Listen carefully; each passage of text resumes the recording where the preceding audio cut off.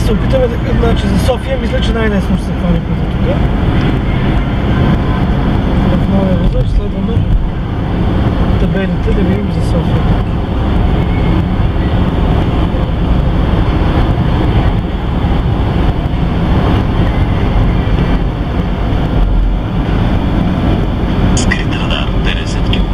Значи за София първата наляво. Значи някакъв отзад изправено. Скрит радар 50 км в час. За София трябва да се качим горе. Така, маркировката напред е за Русе. 50 км в час. Наляво е за София. Значи действително се изглежда доста по-добре, отколкото е... Не, изглежда по-добре, отколкото и като използване, отколкото е в на снимката. На снимката не придобива човек представа.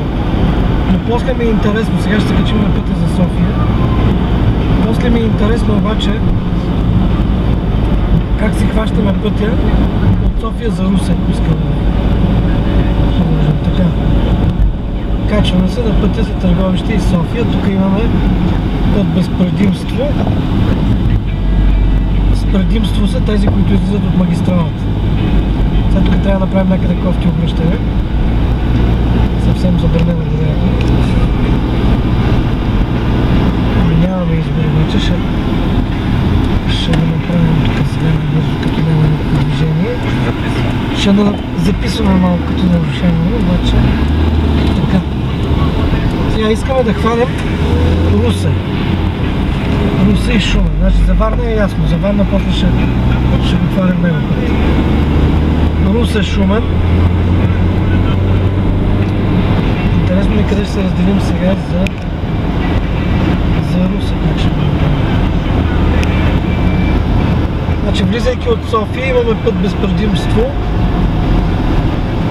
Когато се включваме в пътя Русе-Шумен. Скрит радар 50 км в час. Така. И сега обаче къде хващаме за Русе? Това ми беше интересно, как хващаме за Русе. 50 км в час. И тук се движим. Тук има табели София и Русе. Тук трябва да влезем. Тук обаче буквално влизаме в насрещното. О, трябва да минеш на срещу. Това не е насрещно. Не е срещу, това е една посока, да. Това са еднопосочно, така. Имаме втори път без предимство. Значи станаха два пъти път без предимство. Радар 50 км в час. Добре. И хващаме за Русе това. Радар 50 км в час. Добре е направено. Добре е направено. Значи много безумно изглежда на картинката, но много е лесно. Но сега следваш табелите. Да, табелите са добре поставени в интерес на истината. И само някъде да направим отново някой инфаркт на обратен завой. Това е за Варна от тук, ако искаш да се качиш, се качваш по този начин. Но не искаме да хванем пътя за Русе, за да можем после, слизайки от пътя за Русе, да видим как се хваща Варненски.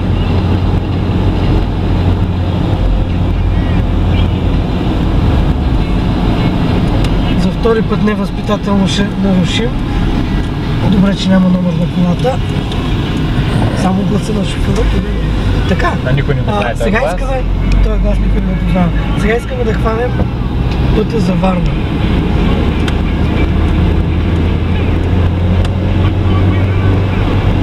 Идвайки от Русе за Варна, никакъв проблем.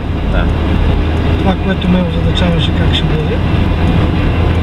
Никакъв проблем не е. Зелена табела даже си даваме, точно така, качваме се на магистралата. Даже издуваме. Тук са две ленти в едната посока. И се качваме на магистралата. И директно с сливане. И това е вече на много добре новата магистрала. И мисля, че... Може да кажа, че това е вече световно ниво. Всичките негативни коментари, които и аз написах за начина... Аз идвам от държава, която има хубави пътища. Идваш от държава с хубави пътища. Може да кажа, че е супер. Да, много не е...